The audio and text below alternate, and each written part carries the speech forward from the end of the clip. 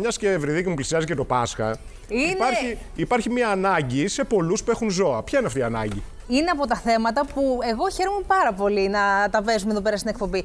Σήμερα η Μιλένα Μπαχανίκου, μέσα από το βίντεο που μας έχει ετοιμάσει, συνάντησε pet sitters. Αλλιώς φροντιστές ζώων. Τώρα που όπως λέμε babysitter, αυτό, υπάρχουν οι pet sitters. Όπως είπες και εσύ τώρα, εν ώψη Πάσχα και διακοπών και όλα αυτά, λείπουμε από το σπίτι, δεν μπορούμε να πάρουμε τις γατούλες μας. Εγώ, ας πούμε, θα χρειαστώ. Συνάντησε αυτούς τους ανθρώπους και μιλάνε για το ρόλο που έχουν για τη φροντίδα αυτών των μικρών ζώων.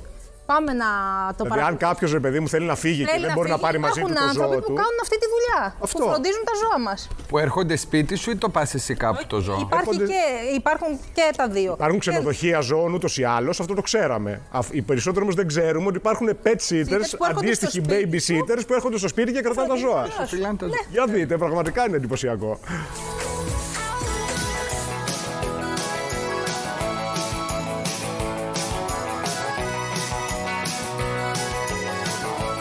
Τι είναι ο pet sitter? Είναι ο άνθρωπος ο οποίος θα φροντίσει τα κατοικίδια ζωάκια του κηδεμόνα που δεν μπορεί ο ίδιος, είτε γιατί λείπει διακοπές, είτε γιατί εργάζεται πολύ, είτε γιατί έχει πάθει κάποιο ατύχημα. Είμαστε εκεί να συμπληρώσουμε ουσιαστικά τη φροντίδα που χρειάζονται τα ζωάκια εκεί που δεν μπορεί να την παρέχει ο κηδεμόνας τους.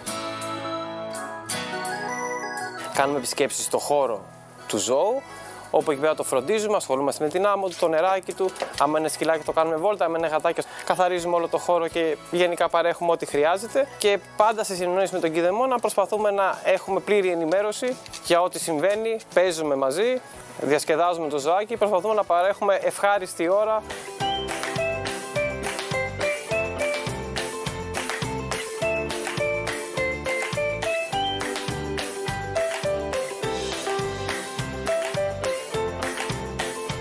Πόσο εύκολο είναι να σας εμπιστευτεί ένα ζώο και να γίνετε φίλος του? Έχουν υπάρξει περιπτώσεις που είναι πάρα πολύ εύκολο, γιατί πολλά ζωάκια είναι πάρα πολύ κοινωνικά. Έχουν υπάρξει άλλες περιπτώσεις που είναι φοβικά ή γιατί έχουν κάποια τραυματική εμπειρία ή γιατί τη φύση τους είναι λίγο πιο φοβικά. Οπότε μας έχει πάρει πολύ περισσότερο χρόνο. Μέχρι τώρα έχουμε καταφέρει να μας αποδεχτούν όλα τα ζωάκια που έχουμε φροντίσει και έχουμε φροντίσει πολλά ζωάκια, η αλήθεια είναι. Πάντα με υπομονή και μεθοδικότητα. Δηλαδή, πάντα προσεγγίζουμε πολύ επιφυλακτικά, χωρίς να έχουμε έντονες αντιδράσεις, χωρίς πολλές φωνές, χωρίς πολλή φασαρία. Μειώνουμε τον όγκο μας. Είναι συγκεκριμένα πράγματα αυτά που κάνουμε για να μπορέσουμε να έχουμε απήχηση στα περισσότερα ζωάκια. Έχει τύχει να αναλάβουμε και κουνελάκια και χελώνες και ψαράκια. Συνήθως, βέβαια, σκυλάκια και γατάκια.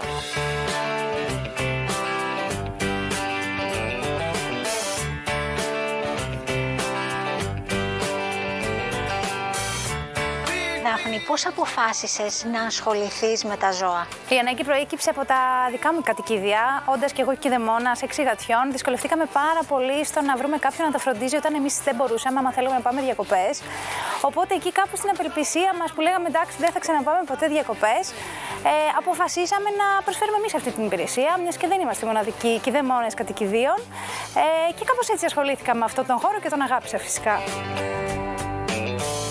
Το πρώτο βασικό συστατικό για να μπορέσει κάποιος να κάνει αυτή τη δουλειά είναι το να σέβεται τα ζώα, να καταλαβαίνει ότι είναι ψυχούλες. Τα βλέπω σαν μικρά παιδάκια που πάμε να παίξουμε, πάμε να διασκεδάσουμε, πάμε να περάσουμε όμορφα, πάντα με ασφάλεια. Οπότε έχω υιοθετήσει αυτόν τον ρόλο και η αλήθεια είναι ότι μέχρι στιγμής έχω και τα ανάλογα αποτελέσματα. Η αλήθεια είναι ότι τα ζωάκια έτσι ακριβώς αντιδρούν, σαν παιδάκια.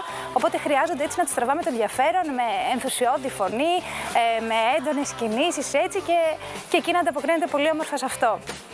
I'm too late. Got nothing in my brain. That's what people say. That's what people say. I go on too. Ένας pet sitter φροντιστής, πόσες φορές την ημέρα μπορεί να ασχολείται με ένα ζωάκι? Το πιο συνηθές, ενδεχομένως για γατάκια, είναι μία επίσκεψη την ημέρα σε ένα συγκεκριμένο γατάκι, μία επίσκεψη την ημέρα. Για τα σκυλάκια, αν ο κηδεμόνας τους λείπει, το ελάχιστο που εμείς που προτείνουμε και ουσιαστικά κάνουμε είναι 2 επισκέψεις την ημέρα, μία πρωί, μία απόγευμα. Ξαναλέω το ελάχιστο. Για τα σκυλάκια σίγουρα χρειάζονται και παραπάνω. Δηλαδή το καλύτερο αυτό που προτείνουμε πάντα είναι 3 επισκέψεις την ημέρα. Αλλά επειδή καμιά φορά καταλαβαίνουμε ότι είναι και δύσκολο αυτό, προσπαθούμε να κάνουμε ό,τι καλύτερο σε 2 επισκέψεις. Από εκεί και πέρα, ένας φροντιστής μπορεί να δουλεύει από το πρωί μέχρι το βράδυ σε διαφορετικά ζωάκια. Και ειδικά τις περιόδους των εορτών, Πάσχα, Χριστούγεννα, καλοκαίρι, που θεωρητικά είναι high season, όλος ο κόσμος φεύγει διακοπές, οπότε ψάχνουν εναλλακτικές για τα ζωάκια του. Οπότε εκεί είναι από το πρωί μέχρι το βράδυ, νομίζω είναι και λίγο. Είμαστε από ζωάκι σε ζωάκι.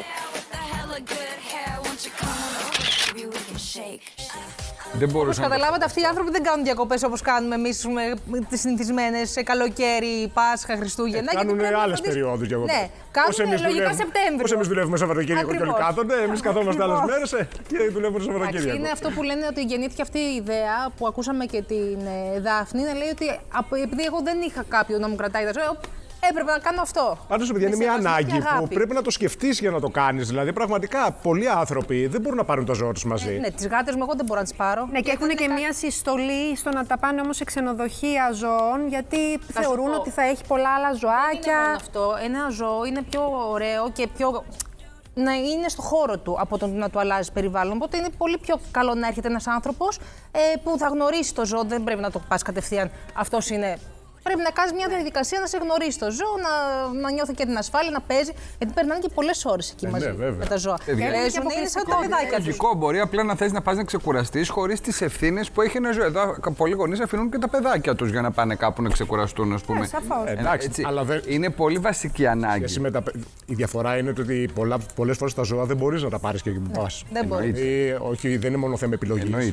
Είναι υποχρεωτικό. Δεν επιτρέπεται να τα πάρεις. Πάντως σε κάθε περίπτωση είναι πολύ έξυπνη ιδέα και πολύ βολική. Δεν λέω μόνο για τα ξενοδοχεία, αλλά μπορεί να πας κάπου με αεροπλάνο. Αν το ζώο σου είναι από κάποια κιλά και πάνω, δεν μπορείς καν να το βάλεις στο αεροπλάνο. Και αν το βάλεις από κάτω, απλά το αποφεύγεις εσύ να το βάλεις από κάτω στο αεροπλάνο. Οπότε είναι μια πολύ καλή λύση. Που και εγώ δεν το ήξερα κιόλας ότι υπάρχουν. Ούτε εγώ. Λαζαράκο.